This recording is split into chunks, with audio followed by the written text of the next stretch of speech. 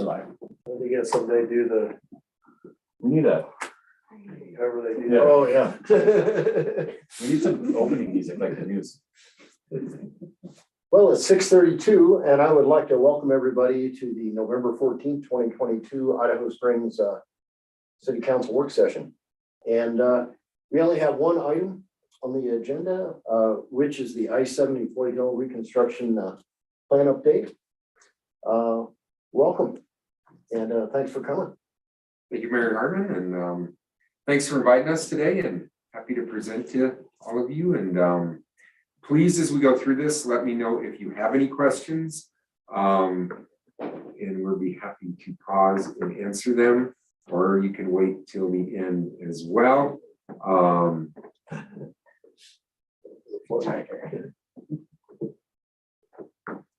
right.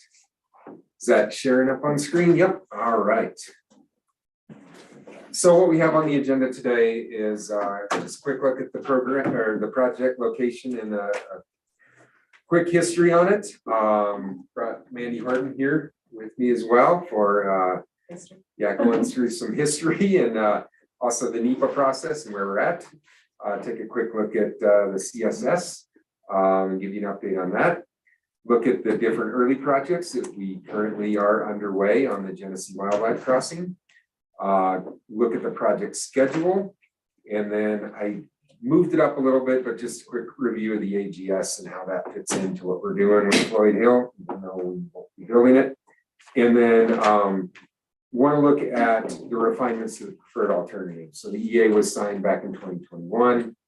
Throughout from March until now, we've really taken a good hard look at the preferred alternative, and we've made lots of refinements to the preferred alternative through our CSS process, and want to present those today. So we'll show what the existing condition is, what the EA preferred alternative is, and then what our refinement to the preferred alternative is. And then quick look at the proposed Idaho Springs noise wall, and then a funding update as well. With that, I will turn it over to Mandy. So I think you're all pretty familiar with the project, but we started the development of this about 8 miles of westbound I-70 back in the what was called a concept development process. So we had the original programmatic EIS, which was done in 2010, record of decision signed in 2011. Did a whole series of projects that many of you are familiar with in this area, then took a broader look at what was going to happen westbound. Most of the improvements right after the programmatic EIS focused on the eastbound direction. So the eastbound, the twin tunnels, Veterans Memorial tunnels expansions, then the eastbound peak period shoulder lane that became an express lane. Then there was a need to figure out what was happening with westbound. So we looked at a broad ideas for a whole bunch of different things that in westbound, including the Floyd Hill project, which the environmental assessment for that kicked off in 2017. And we released that environmental assessment, as Kurt mentioned, in August of 21. And then we are in the process of doing these refinements and some construction of early projects. So a little bit of update on what's been happening since the release of the EA. And then also just to note that throughout the planning process, which included that what was happening with the westbound concept development, where AGS was going to be, and how this project would support or not preclude the advanced guideway system coming through the area was a consideration from the beginning. One of the things that we've found as we've continued this, and I know you all are very familiar with this, is that one of the best ways that we're supporting the advanced guideway system is really by trying to change travel behaviors and showing that transit is a viable travel alternative through the mountain corridor. So our project does have some link to the new Pegasus system, the new Pegasus shuttle system, which has been really popular in the corridor, and it will be able to use the mountain express lanes in the peak periods. So National Environmental Policy Act, like I said, we completed it, the EA in August of 21, identified the canyon viaduct alternative. The other alternative that we had looked at was a tunnel. So that one we did not identify as preferred. Went through a 60-day public comment period, had a number of people that were still interested in the tunnel. But we also had a number of people who liked the canyon viaduct alternative. We then went through the process with the contractor and the final designer to really look at and make sure that the canyon viaduct alternative was the preferred alternative, which they did validate. And so we went to refining that.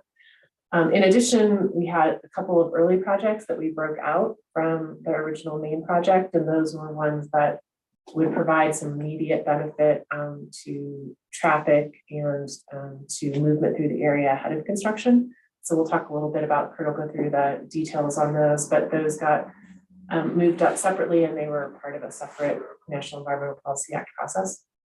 So the revised preferred alternative, like Kurt said, mentioned, we revised that between March and April. So March was when the construction manager and the final designer were selected by CDOT, moved through this process where they had a lot of ideas about things that they thought could improve the project. So they called those innovations. And we went through a really detailed process looking at those innovations with our context sensitive solutions teams. And I'll talk a little bit more about what those were, but it was a very intense process that Andy and Jonathan are very familiar with. A lot of time went into those refinements. We provided information about those on the project website, and some of the information we're presenting today is also available if there's anybody from a public standpoint that's interested in that. Many of you may have gotten postcards that went out to all of the residents in Clear Creek County, most of the residents in Clear Creek County, all of the people in Idaho Springs, kind of updating what's had been going on with the project. And we do expect the NEPA process to end with the signing of a finding of no significant impact in January this year.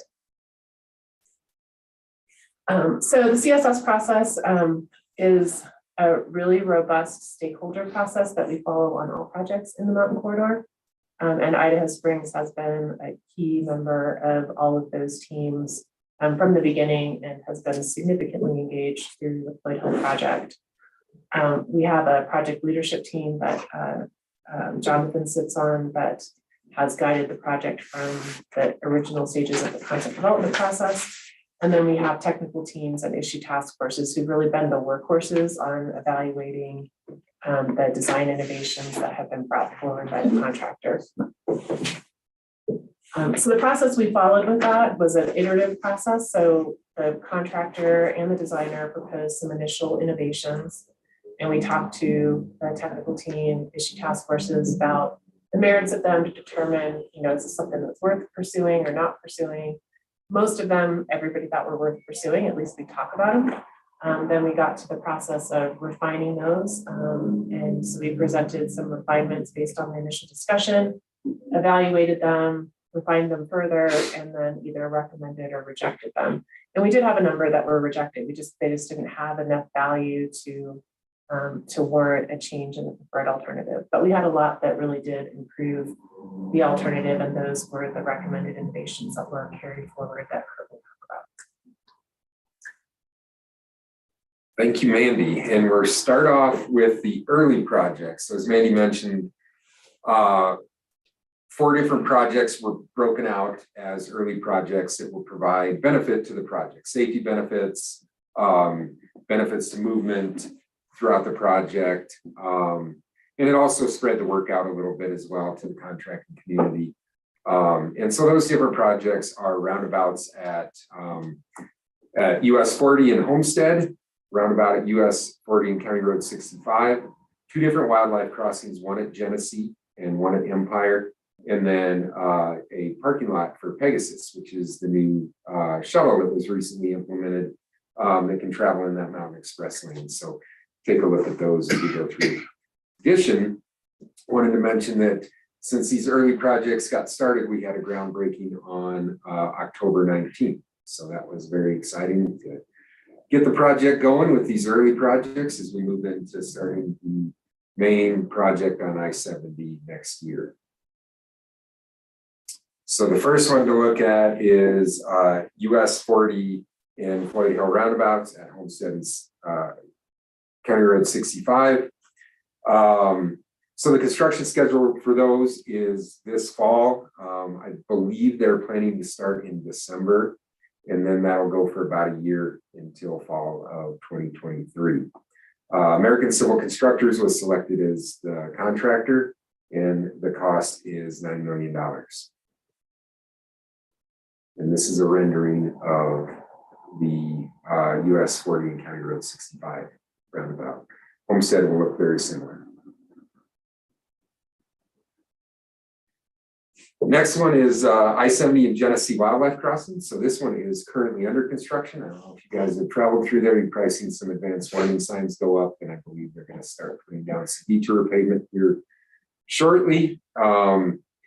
So this one is right near the Genesee exit 254, or in between 254 and 256. This will be an underpass for the wildlife. Lawrence Construction was awarded the contract, and the project cost is $10 million. The construction schedule is from right now until early 2024. And that is a picture of elk right near where the wildlife crossing is going to go. And that is a rendering of what the wildlife crossing will look like at Genesee. So the other wildlife crossing is on US 40 near Empire. This will be an overpass, and this one is tracking a little bit behind Genesee. This is slated to go to construction next summer. Again, it's about an 18-month construction timeframe, so summer of 2023 to fall of 2024. Project cost is estimated at $7 million, and this one will be an overpass. So this is a rendering of what this will look like near Empire.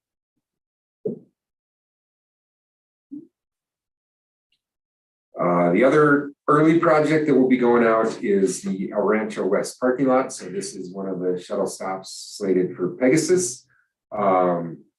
This parking lot will have approximately 150 parking spaces. It'll be a park and ride. It'll be Mustang and Pegasus shuttle stop. It'll also have electric vehicle charging. Slated to go out to add, which means we'll put it out to the contracting community this winter, and then construction will be spring of 2023 to fall of 2024.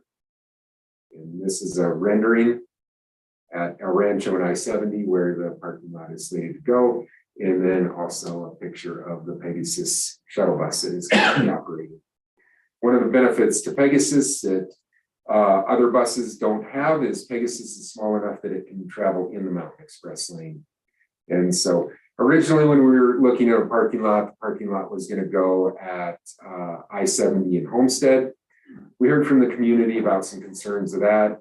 And so we ultimately moved it to El Rancho, which I think will provide more benefits as well, because if Pegasus got on at Homestead, it wouldn't be able to jump in the express lane until close to the tunnels.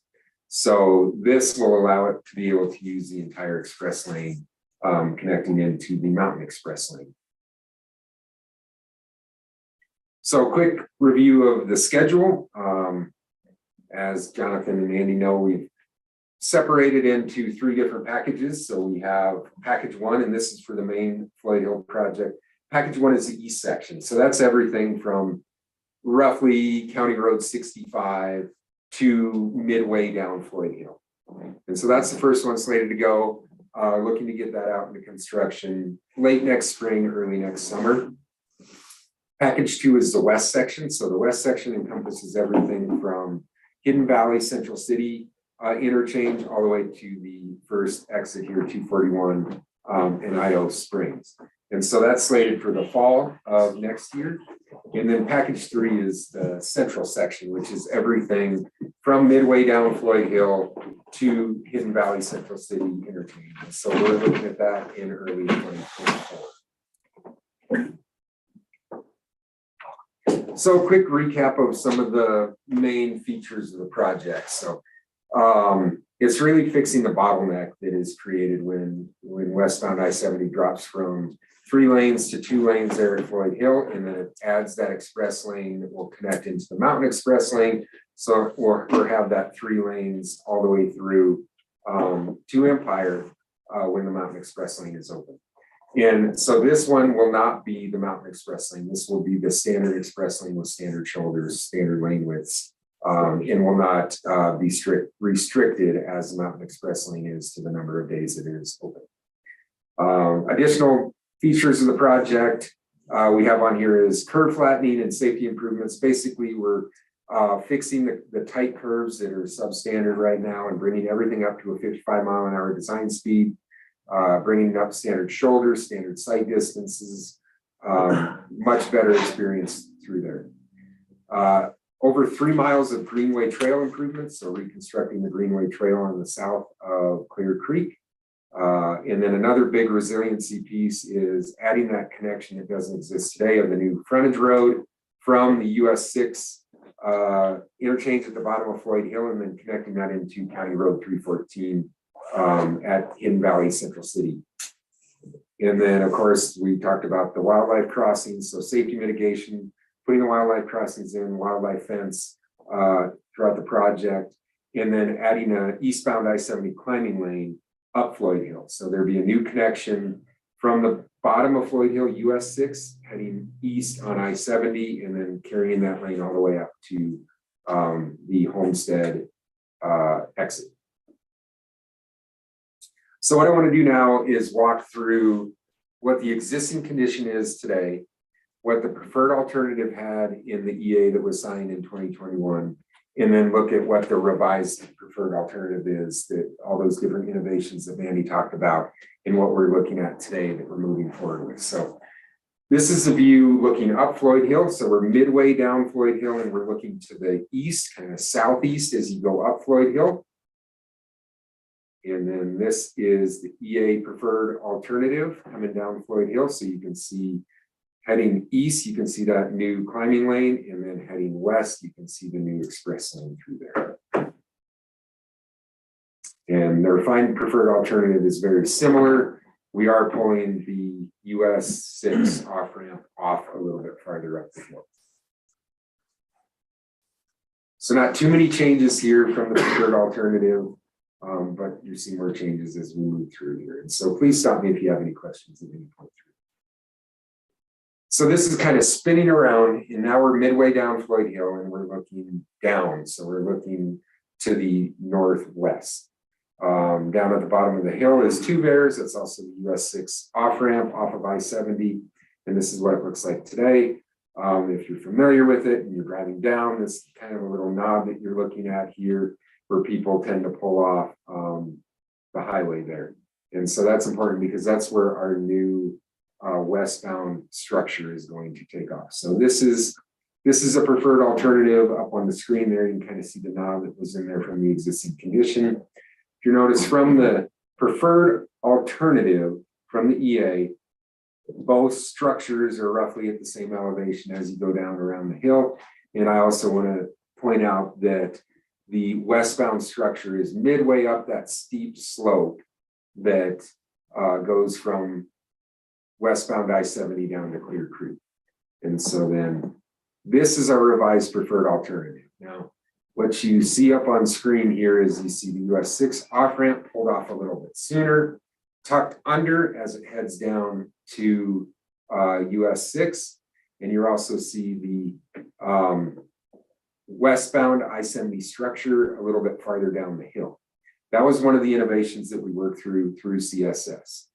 Having our contractor on board said, you know, in order to construct the foundations for the structure midway up that hill involved putting lots of walls to be able to support this 1.5 to 1 steep slope as you go down. So you would have walls supporting the structure, the foundations for the bridge, which were not only costly, but there was a visual component to that as well. So if you push the structure foundation a little bit farther down the hill, still keep it at the same elevation, it's much easier to construct and it eliminates those walls.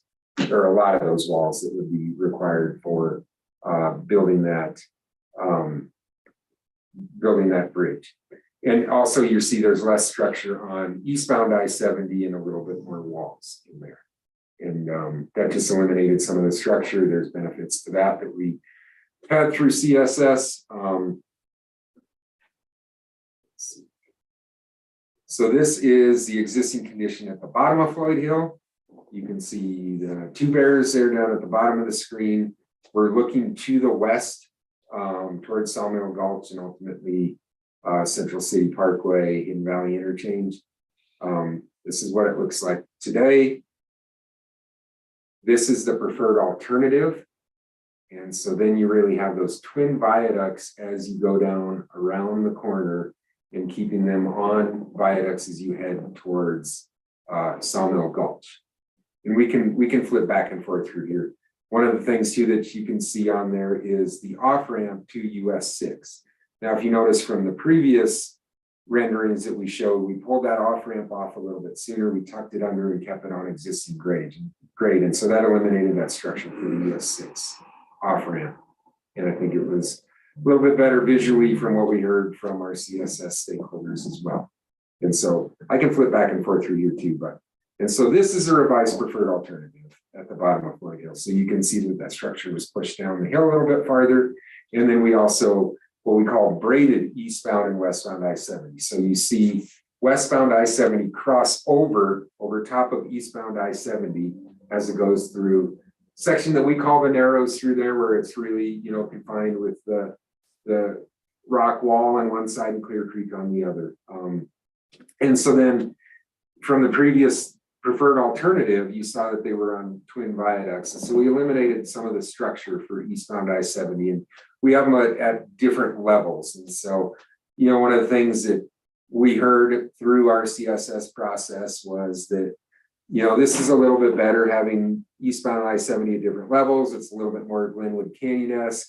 It didn't look quite like a big runway through there with both, the twin side-by-side viaducts going through as you went down around the corner. And so then the lighter gray is structure, the darker gray is at grade. One of the things that you'll also notice here too, that was in the preferred alternative that we are still working through, and we still need to get it through FHWA, but we're looking at pushing the current and what was in the EA, the US 6 on-ramp to westbound I-70, looking at now taking that down the frontage road and having that get on at Hidden Valley Central City Parkway. Is it making sense? Can we go back and review anything? Are you pretty good? Okay. We're keep moving. So this is Sawmill Gulch. So this is after you go down the hill and start going around the corner, heading to the west. So again, we're looking west after you get down to the bottom of Floyd Hill. This is the current condition as it exists today. And so this is a little bit different angle, so you have to bear with me here. So now I'm looking back to the east through Sawmill Gulch, but before we were kind of standing at the top of the screen looking to the west, and now we're standing at the other side looking to the east. But that is the preferred alternative. So again, you saw the twin viaducts kind of come down the hill, snakes around through the narrows through there, and then keeping it roughly at the same grade as you go through Sawmill Gulch. We called this the saddle cut because it was a bigger saddle cut as you go through Sawmill Gulch. And then it comes back over Clear Creek, over the new frontage road that you can see, which is currently where I-70 exists today. And then you can also see the Greenway Trail through there as well. And so then moving here, this is our current revised preferred alternative. And so you can really see it highlights the difference here. And so we talked about braiding I-70 over at the bottom of Floyd Hill. So now at the very bottom right of the screen, you can see where the unbraid happens, where we get both I-70 eastbound and westbound back on the current sides of the road, I guess I should say. Some of the benefits that we saw here, this is really kind of a terraced approach to it. So rather than having I-70 at the same elevation, this has I-70 eastbound and westbound at different elevations as we go through here. And so visually it's better. One of the big things that this alternative did is it eliminated over 1,000 linear feet of structure, which is not only a cost savings to the project, but throughout CSS, we hear about some of the impacts to structures. We know that a lot of times structures are treated more for snow and ice which could potentially increase salinity in Clear Creek. So that was a benefit from eliminating the structures. We heard visually that this just seemed better from a user experience and from the trail as well. Other benefits. No, that's right. I mean, I think the bottom of the canyon in this area, so part of the reason why it's challenging to get a before and after is because the highway isn't going to be at the same grade. So we're way up on the westbound direction, about 80 feet up in the air, and the eastbound direction, 30 to 50 feet up in the air. So it's significantly up above the trail experience and above the canyon. So a lot of the things that we really liked about the original preferred alternative of being able to restore the canyon for environmental and individual people use, this retained, but with less of the impact of having a big structure overhead, because there's a little bit more light that comes in, but a lot of significant benefits to the floor of the canyon there, from a recreation standpoint and from a wildlife standpoint. Kurt, maybe, could you go back like maybe 4? Yeah, yeah. So that one, so that's an eastbound approach, correct? Get the big curve under and up. The big Is that curve correct? that's on this lower is Yes. westbound. And That's then- looking south, Yes. that's looking south. Okay, but that's the creek, yeah. So the creek is, yeah, let me see if I can point out. You So- can see the creek kind of right here as you go. But Yeah. was there, with a curve there though, is it concerned like the slick factor? Being right over the creek like that in a curve. So like icing up quicker in cold weather. I mean, Sure. generally, yeah, we do know that bridge is Perfect, that's what I wanted. will ice up quicker. I don't think that, if we put a differentiator between what was in the preferred alternative, which is what's up there now, versus this, Yeah, it seems closer and over the creek more, yes. it's closer down the hill, but it's still way up in the air. So I don't know that the creek would have much impact on it. But we also did eliminate a lot of the structure on Yes. eastbound that you can see. You can just see the gray, the light Yeah. gray structure difference between preferred alternative. And how far further west will the eastbound, or I'm sorry, how much further east will the westbound 244 exit be? 244 is down, we never got there yet. The bottom of Woodville to Two Bears, which I can see it there. So yeah. yes, and we're still working through some of the design elements here. And so, we might be doing some revision to this here, but we have a new connection to eastbound I-70 that you can see basically that's tied into that ramp right there. And If you'll be able to get on eastbound actually right there. correct, and then follow it all the way up the hill Gotcha. with a new climbing lane. Gotcha. Thank you. So the preferred alternative is not braided, right? The preferred alternative is not braided. No. It's not a great, I thought we had a different perspective. There is a, I was looking for the exit there, but I couldn't. yeah, you can't, It's a little further. there is west a of model me. online, so on the website, there's the same, these are screenshots from it, but you can Sure. actually go in and turn around and see Oh, cool. those a little bit better, and so that where you're seeing the piers there, they are getting closer to the creek. So this is kind of where you're seeing it move over, and then the, kind of the more dramatic shift here Gotcha, is a result of that beginning of where you're coming down the hill. gotcha. And so we did look at it being much closer to the piers being closer to the creek, but in a lot of ways, the contractor thought that there would be less disruption to the creek and to existing traffic and to US 40 by being able to construct from the bottom of the hill instead of having to do a top-down approach from I-70. So a lot of the erosion and the concerns about constructing in the middle of the hill by moving it closer to the creek actually improved some of those conditions, even though it is closer to the creek. So we're still looking at that. And Gotcha. there's a lot of piers that are real close to the creek. We're There's still existing working. railroad grade right there also. What? There's existing railroad grade that goes along the creek right there that actually would benefit the cost of construction. It will, and that's a good point, and there's actually an opportunity to potentially extend the Greenway Trail at some point through there based on that and the need for construction. Kurt, I just want to get back to the question here about the preferred alternative. The revive, I just want to make sure we're clear on terminology. The preferred alternative is not necessarily what was decided, right? You got the revised alternative, correct? Yes. Okay, so I just want to make sure that council's clear on where we're ended up. This is where we're ended up on this one, right? It is, and so I'm gonna loosely talk Okay. about the process, but Okay. we held off on our decision document, which is a finding of no significant impact here. And so the reason we held off on that is because we knew we were going CMGC. So we were gonna bring a final designer on, we were gonna bring a contractor on, get their input as we move towards construction. And so, you know, we knew we had an EA preferred alternative. We knew there was gonna be changes to it. And I think that's why we held off on the decision document.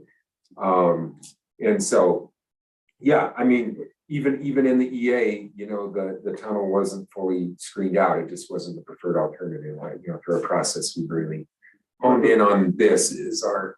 The braided alternative though is where we are today, correct? Correct. Okay. Yes. I just want to make sure council's clear on that. Anything that is refined preferred alternative is where we're at today, and we're moving forward. That makes sense, Scott. I just want to make sure there was originally the preferred alternative and then they refined it. So there's a preferred Revised. alternative and a refined preferred. Correct, and the refined is where we are today, am I correct? Yes. This is Innovation. refined. And we The did help innovations and the braided. Okay. that language a little bit Yeah. by calling it an EA, the EA preferred alternative, Okay. and then the CMGC refined preferred alternative, which does at least kind of the stages that's what they were, just from, you know, the design that was approved, recommended in August versus the one that is approved and recommended by the Fonzie, which will happen in January. And then when you present this to the public, you're not gonna have all these different alternatives. You're going to present the one that you're currently doing. Correct. And so the postcard that went out to the public directed to go to the website. And so these interactive, you can say, see the new refined preferred alternative. And I get that I'm kind of confusing you guys. My goal was, you know, previously we presented the preferred alternative to this group. And so it's changed. And so there's kind of been a progression from what it is today to what the preferred alternative was in 2021, and then to what the new revised preferred alternative is in 2022. But It's been we a good don't process. It's been a good process. Thank you.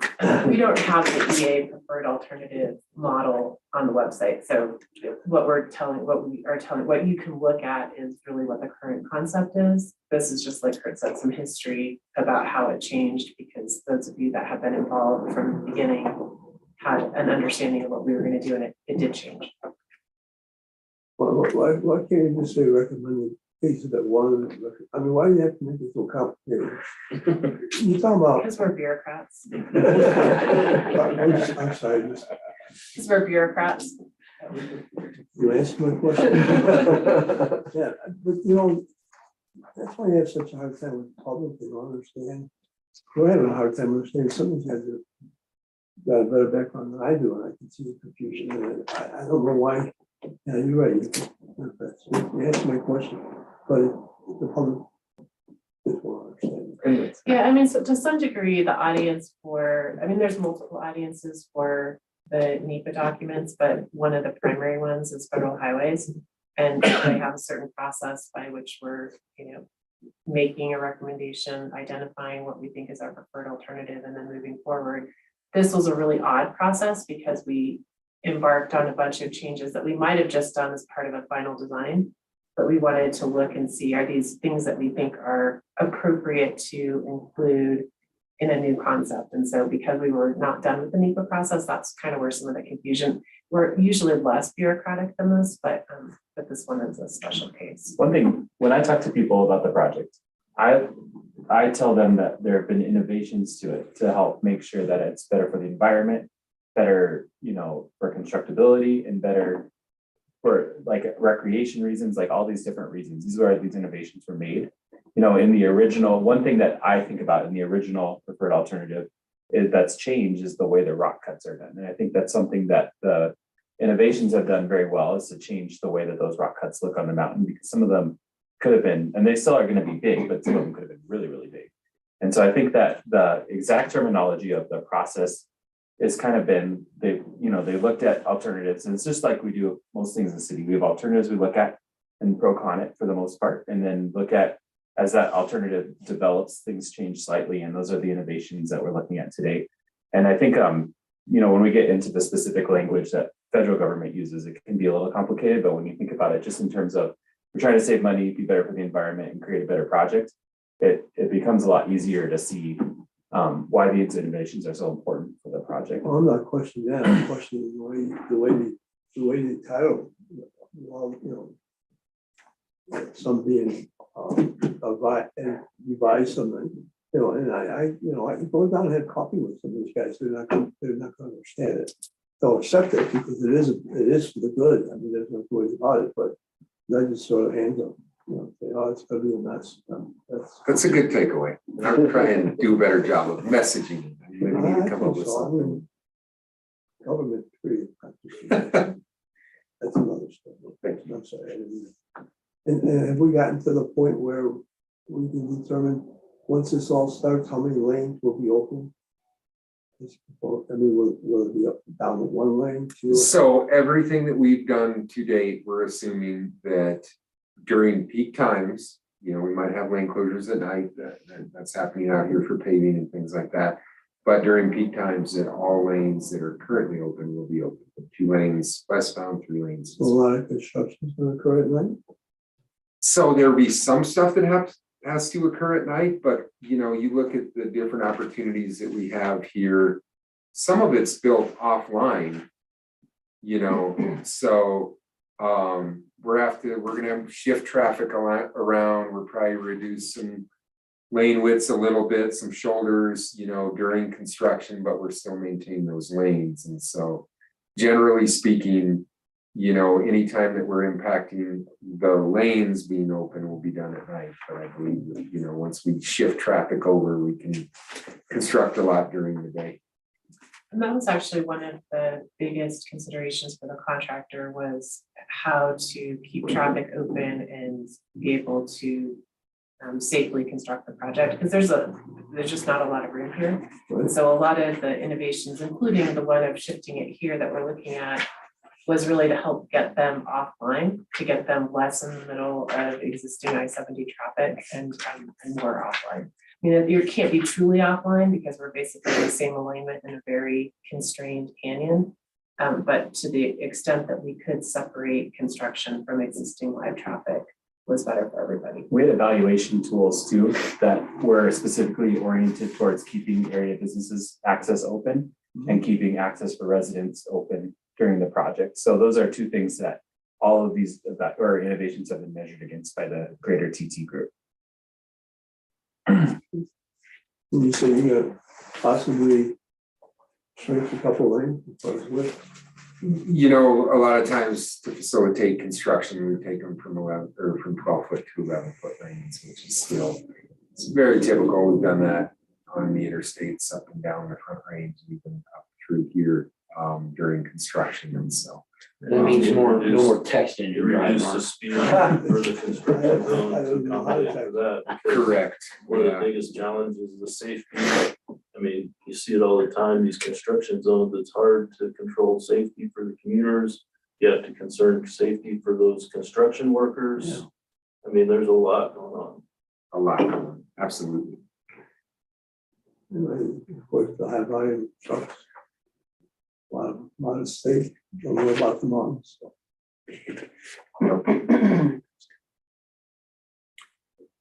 So moving a little bit to the west. So now we're basically at the twin tunnels looking to the east here.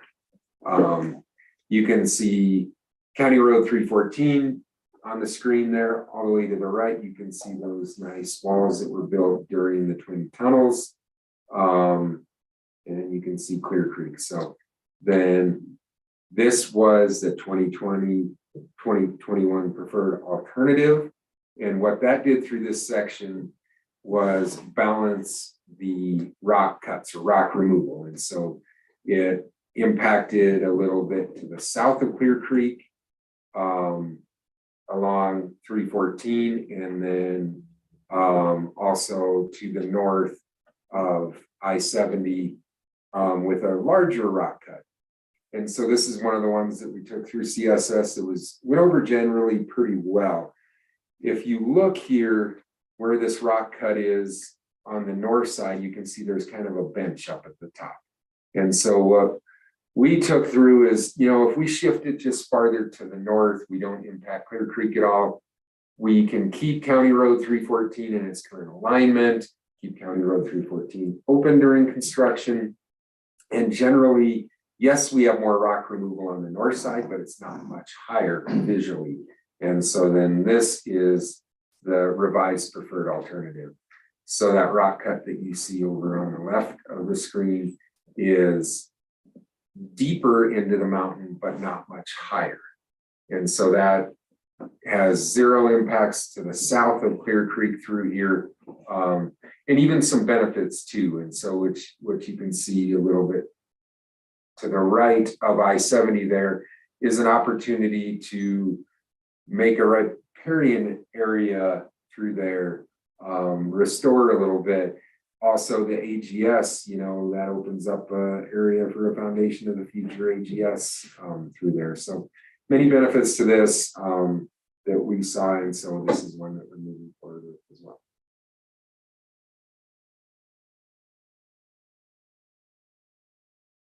That I will let Mandy talk about the proposed noise wall.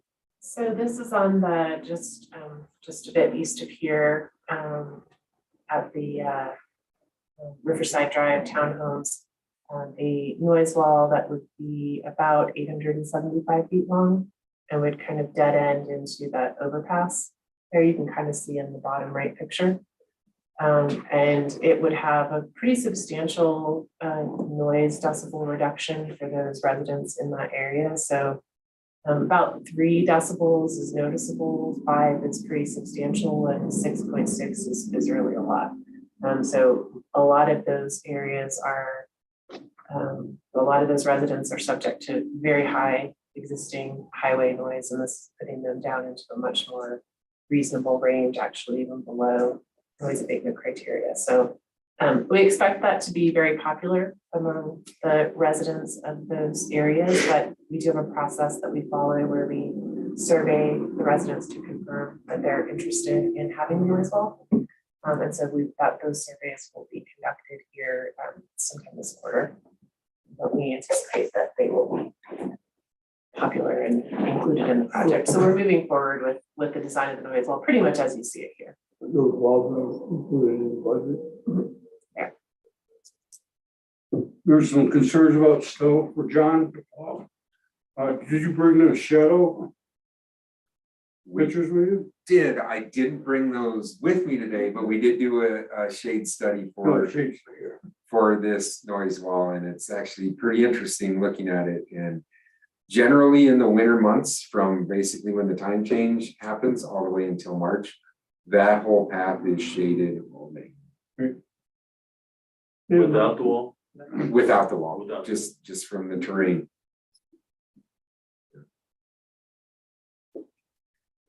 We did also discuss that there's some opportunities potentially if we wanted to include lighting in that area for safety concerns. If that's something the city wants to do, we probably would be able to do it. And there are some utilities that run through there that make it tight in that area. So that's, I think, one of the big considerations for the wall.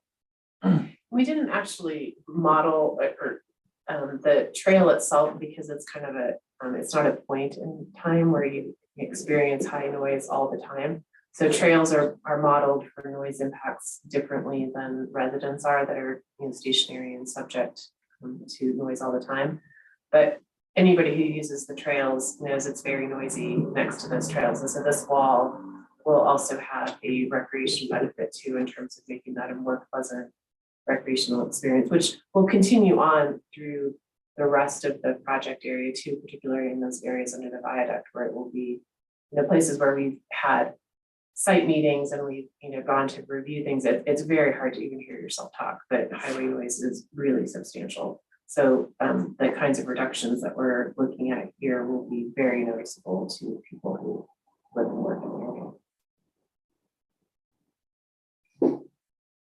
area. So a quick update on the funding status. Since the last time we were here, we are fully funded to $700 million. We were awarded the largest grant in CDOT's history, which was a $100 million infra grant that we were awarded in September, which was awesome for the project. And then we were also able to identify additional strategic funding through CDOT's 10-year plan that was updated in September as well. So that got us fully funded for the project, which is a lot better than we were last time I came to talk to you guys, which I think was May. So yeah. And that is also another, bureaucratic reason why we went through this whole process is that at the time when, in August, we did not have full funding. So so trying to figure out which project elements were going to be able to be included or not included, which ones we were going to ask for money for from the federal grant program. We didn't have all of that information when we originally released the environmental assessment. So now we're able to confirm that the project elements are fully funded and that we are moving forward with that project, and made a compelling case to the feds, obviously, that we needed some money. Right now, it's a projected cost, right? It is, and that was, yes, from a 2020 estimate, but also a lot of the refinements that we have done have been cost saving measures as well.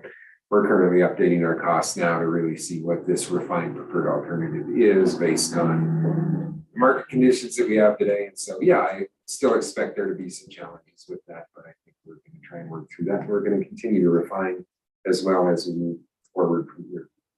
And the early projects are included in that total funding too. So the ones that, the $9 million for the roundabouts and the $11 million for Genesee Well, but all of those are part of that $700 million funding as well. Are there any incentives for these construction companies if they get done quicker, or is that just a myth about construction? So we currently, I know in the past some projects you put incentives in there schedule wise. One of the nice things about the CMGC process is we really have these incentives as we go all the way along. And so we have them at the table with us, helping us to be like, CDOT, if you tweak this a little bit, this will cut this much time off of the schedule, which will ultimately save costs. And so that's one of the big benefits to having the contractor at the table. As we work through final design is all those incentives are right there to make those changes and to make it more constructible, more easy constructible. And any cost savings that you have from small details from a wall design to, major details of moving a structure down a hill. To follow up on Scott's question, if you would find that with the new, what's going out there in the market and construction, all that stuff, $700 million is not enough. Is that possibly delay any of this construction? CDOT's committed to the project. And so, I believe in our estimate. I think, if we're not where we need to be, we just need to reassess, is there additional opportunities to innovate? Do I see us backtracking? Absolutely not. I mean, the infra grant is based on all the different components of this. And so, if we cut the scope back to just doing westbound or something like that, we would have to go back to the feds and say, we cut a lot of the scope out of the project, and then they would likely cut our funding there. So, so we're committed to the project. Try to change the design a little bit rather than changing the scope. Exactly. Or the benefits that you see, which, include both eastbound and westbound.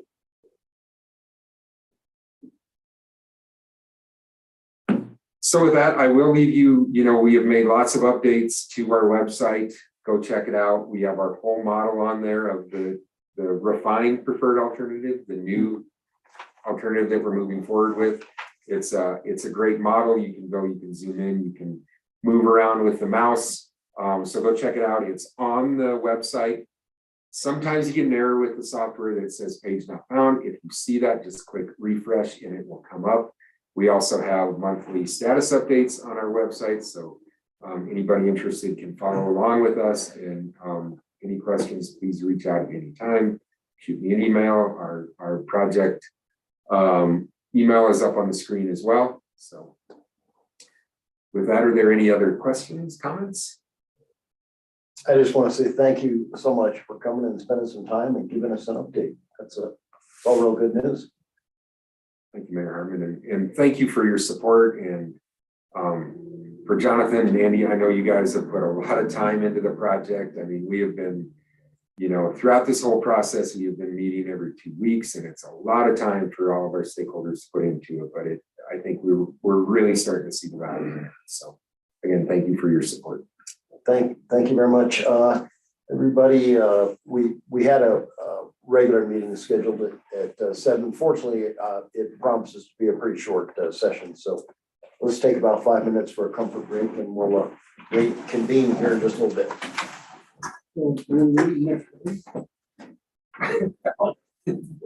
For the Friday after Thanksgiving? Yeah. No, we're gonna push everything back. I gotta follow. I thought that'd be.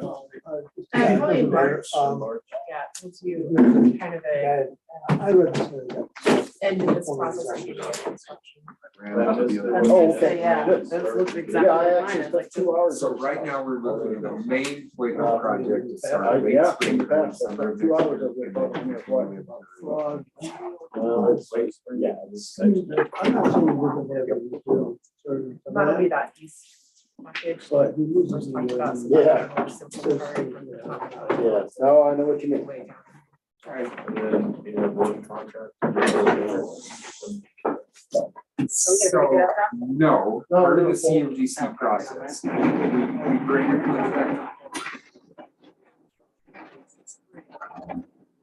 The first opportunity.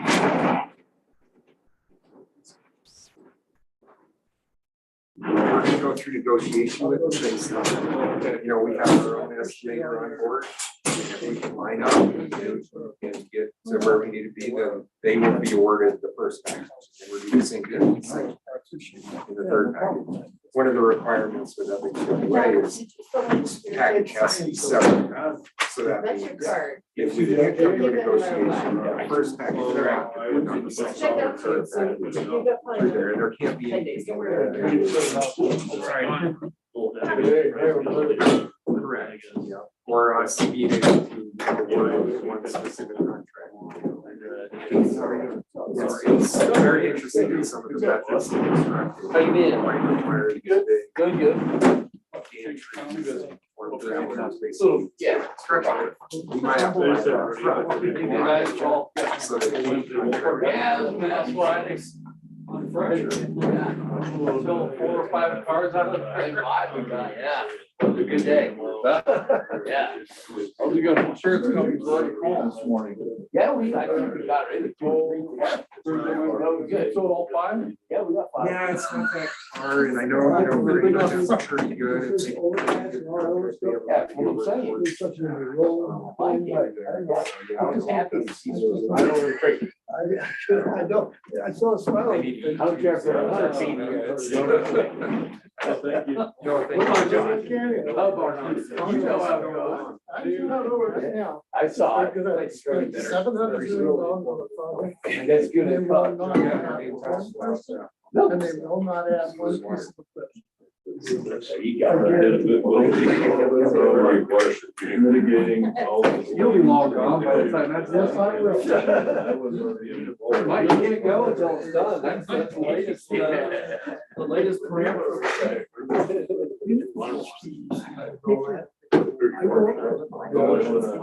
No, they Just like, Guys, doing it? I'm good. Scott. Hi, Kate. Hey, guys. How are you? Good. Good. How's biz? Good. Yeah? Cool. Everybody's biz is doing good? Slow time right now, though. Yeah, I know, but it's like Yeah, 3 weeks now. Yeah, It's like 3 like weeks. that way right now for everybody. Hey, Jeremy, you live in the purple house, right? First Polish. Yeah. Whose trucks are on that hill behind your house? Cement walls and then they. Well, no, the big truck, I know the EMS truck, but then the black and the other black one? That's easy. Behind my house? No, like right next to your house. It's hunting season, Long lot. and that's like Laura's entire extended family. Over at the other place across the street? Yeah, all like 12 vehicles. If you notice, yeah. I was like, somebody moved in, man. Yeah, it's behind my house. Driveway. That black Ford. I'm just waiting for a cart to go in. Yes, it's hunting season. I wonder, I can't get on my driveway. You don't have an extra cover sheet, do you, like the. That's the reason I walked it. I was just wondering about that. Thank you.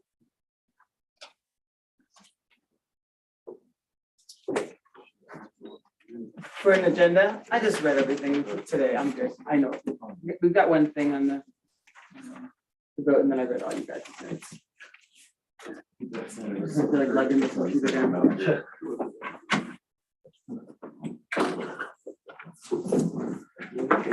Good, how you? It's new. Johnson, are we good? Yes, sir. Okay. Well, hello, I'd like to welcome everybody to the November 14th regular city council meeting here in Idaho Springs. Call to order at 7:28. Roll call, please. Mayor Chuck Harmon. Here. Jeremy Jones. Here. John Curtis. Here. Kate Collier. Here. Scott Pennell. Here. Art Cacavelli. Here. Jim Clark. Here. Thank you. Thank you. Everybody rise for the pledge of allegiance, please. I pledge allegiance to the flag of the United States of America and to the republic for which it stands, one nation, under God, indivisible, with liberty and justice for all. Please be seated. We have an agenda before us. Do I have a motion? I'll move to approve the agenda for November 14th, 2022. Thank you, Scott. And a second? Second. Thank you, Jimmy. Does anybody tonight feel they have a conflict of interest? Hearing none, I'll move on to the bills. Do I have a motion? I'm sorry, Mayor. Should we vote on the agenda? Oh, thank you. We have a motion and a second on the approval of the agenda. Discussion? All in favor, please raise your right hand and signify by saying aye. Aye. Any opposed? All right, and since no one feels they have a conflict of interest, I will move on to approval of the minutes. Do I have a motion, please? I move to approve the minutes from October 24th, 2022. Thank you, Art. Now, second? Second, Second, any discussion? All right, all those in favor of approving the minutes, please raise your right hand and signify by saying aye. Aye. Any opposed? All right. Moving on to approval of the bills. Do I have a motion? Move to approve bills to November 14th, 2022. Thank you, John. And do I have a second? Any discussion? Roll call, please. Mayor Chuck Harmon. Yes. Jeremy Jones. Yes. John Curtis. Here. Kate Collier. yes, Art, Scott Pennell. Yes. Art Cacavelli. Yes. Jim Clark. Yes. Thank you. Do we have any public comment this evening? No, Mayor, nobody has signed up for public comment. All right. None? Nope. None. All right, so we will move, we don't have any resolutions, first readings. We will move on to second readings, starting with ordinance number 9. Do I have a motion? I'll move to approve ordinance number 9, series 2022, and ordinance amending sections 21-33, 21-50, and 21-104 of the Idaho Springs Municipal Code concerning short-term rental insurance requirements, permissible locations of accessory dwelling units, and expiration of certificates of appropriateness. Thank you, Scott. I'll second. And Kate, thank you for the second. Any discussion? are we talking about liability insurance that they have to carry, or what, is that what you're talking about here? Yeah, it looks like $1 million of coverage. Okay, so if they have an umbrella for $1 million on their home and they have a rental inside, that covers it all, right? They don't need anything additional for that. Well, and I think the big issue is the fact that the insurance carrier has put on notice that they are covering that. Some Okay. carriers won't cover STRs. And up till Right. now, I think for many folks or many insurance carriers, that might be a surprise. Right, I agree. I just wanted to say to Jared and to the planning commission, great job. It looks good. Yes, So John. does the umbrella insurance cover this? It would, Okay. but I think somebody could, not to split hairs, but I think somebody could just get a rider on, No, well, yeah. We're just- as popular as this become national. Jared, could you speak to why this is important and why the change is necessary or recommended? Why we're bringing this Yeah, forward. yeah. It just gives, so when we took a look at the STRs in the whole ordinance last year, identified a couple things that we thought were important to tweak. One of them you saw previously, which was the date of renewal. So we did set that on the calendar date. And then this was another one that came up as well. Something that we identified as better protecting the city and the neighbors of an individual STR.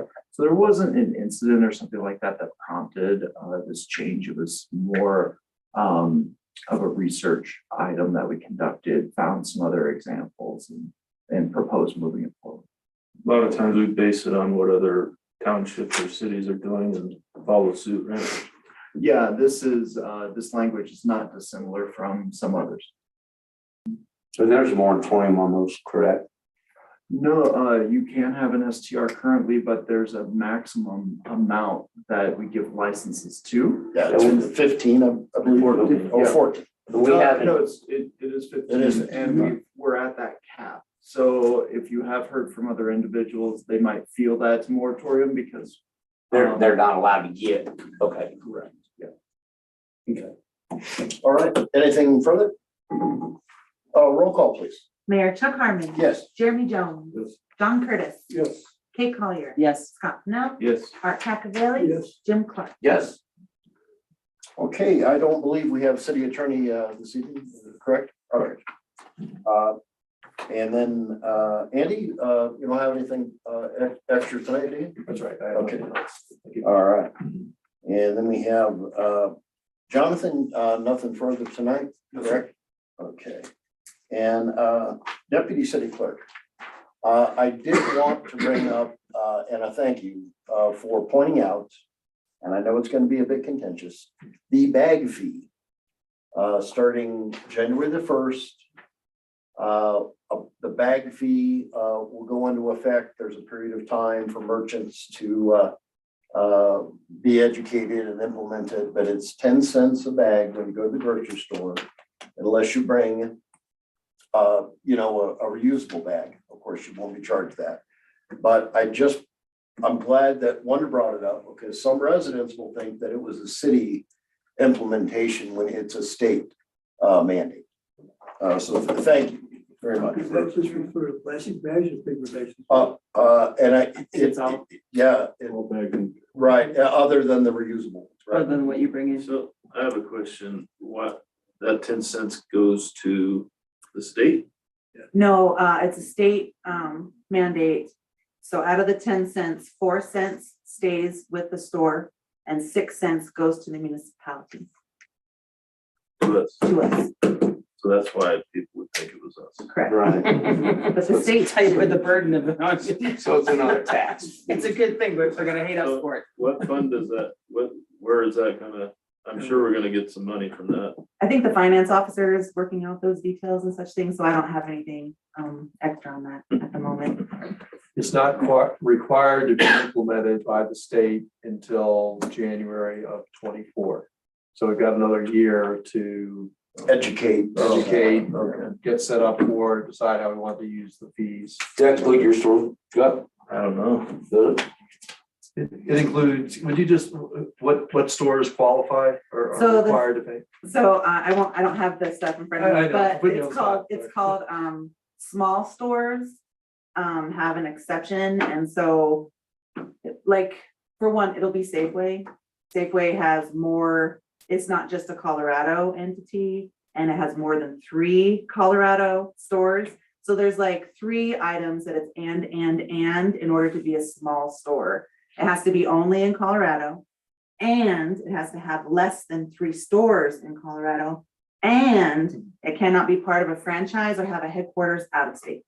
And then that would be considered a small store and they'd be exempt from the fee. And also food establishments right now are also exempt from that fee. So restaurants, it's not applicable at this time. So we're thinking right now, the main stores that would have to implement the bag fee are Safeway and some of the convenience stores. Correct, Is that like right? Come and Go is a chain, you know, I mean, Jenny's Market is a chain, McDonald's exempt at this time, so. And just to steal some of Wonder's thunder, I guess in another year, it is the styrofoam ban, Correct, correct? So correct. for those of us who partake of takeout, it may, That's gonna be a big change. They'll find an alternative to it. Oh, Styrofoam's bad, it's been bad for It is. years. Smoking yours is already, there's. Yeah. a cup paper. Yeah, it works fine. I did notice it. Mm. All right, and Jared, did you have anything for us tonight? Nothing outside of my report. Okay, thank you. Chief, I did want to say a big thank you in our packet to some what I consider proactive training, particularly as it relates to folks who are deaf or would really benefit from some de-escalation, folks that may have some mental handicap and stuff. I just want to thank you for running down how difficult it is with some of these individuals, particularly an example that you identified is Joe, where we had multiple interactions in just a few weeks. So very, very educational as to what the folks are dealing with on a daily basis. Thank you, Mayor. I think just the small commentary on that is just, we're still working with other mental health folks to talk about long-term care, long-term solutions for folks. It feels a little bit kind of like you're in one door and out the other kind of situation with some of these folks. And unfortunately, I have seen that individual back in our community already. So we're still proactively working on it. And I did mention today too, during the task force that with the business folks, and I talked to Councilman Collier about probably in January, February, possibly hosting like a town hall to talk about 2 things, homelessness issue and how it's sort of affecting our community, and then also the mental health issues and how that's sort of affecting us. So more to follow on that. Thank you. Yes. Thank you very much. Hey, Chuck. Yeah. Can I back up for just 1 second? Of course. So on the sales tax report, Yes. looks like we had a down. Couple percent, yes. So I don't know when the last time that's happened. I mean, generally, we don't have a down month, right? Right, so One in far, March we're at up about 0.26. 6% for the year. And I do think that Art has a very good point about inflation. So it may end up that we are just break even or possibly even down a little bit if we do account for whatever the inflation rate ends up being for the yearly average. So it's a very good point.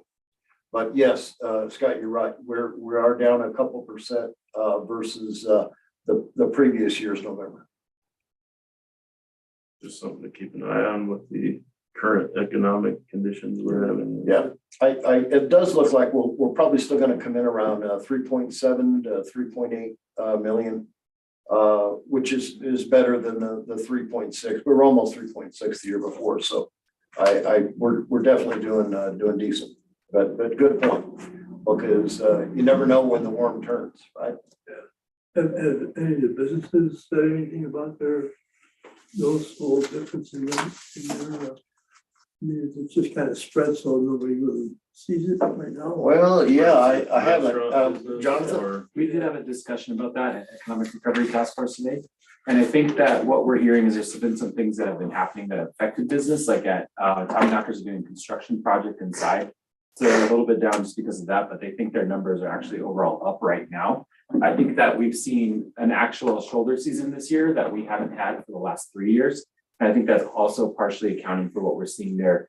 You know, we had the high gas prices this summer, and so the last couple of years, we've had almost no discernible shoulder season. This year, we've seen occupancy rates go up in the parking. So just looking at parking transactions, they've gone down a couple of percentage points. But overall, I think we're still seeing good business. I think today, the big takeaway is that business is still really good on the weekends, and people are anticipating as ski hills get open, we'll see that the morning traffic kind of go up. They're also saying they're seeing a trend change where that we're starting to see people coming for lunch because they're coming earlier in the day. And so our dinner time traffic has died off a little bit. And so that's something that I think people want to look at and how we might recapture some of that business. All right, It's something to keep an eye on, if those of us that are old enough that have been through a few of these downturns. People stop spending money on discretionary, things like going out to eat. So it's hard on those type of businesses sometimes when if it's a deep cycle or something like that, but. Scott, you know what else I watch? Our neighbors with the gambling, because that very much is just fun money, discretionary money, and that often is a canary in the coal mine as well. John Bardoni, anything for us tonight? No, Mayor, I don't, just my stuff. Okay, thank you. Does anybody have anything further before we adjourn? Just one question, how did what was the last result on the water? I saw it was pretty big. I know, but it was quite a bit more than. It was. Yeah. It was, I think, pretty obvious. The word got out. Yeah, that's good. Great, good job. And we should celebrate. I think all of the citizens will be in much better shape. I think so too. Yeah. And I think these guys got the word out, which was great. It absolutely was, very successful. And then the discussion on the project support building will be a future meeting. Yes, but I will tell you that council was between 10 and 20. I am gonna float the idea that we split it and come in at right in the middle there at 15. Hopefully we can have unanimous support for that. That will be my request, just judging on all of the input that I had received.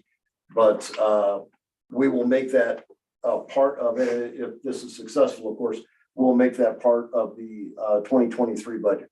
And how about the call center? When we had those over here last. Oh, I'm sure we'll be discussing that in just the next couple weeks. Because we do have to, if we are going to act, we have to tell them before January 1st. Right. And then did you nail down a date, Andy, on the Christmas? Oh, yeah, the 15th, 5 p.m. to 7 p.m. at Tommy Knockers. All right, anything more? Well, I want to thank everybody, and we'll call it adjourned at 7:45. Thank you.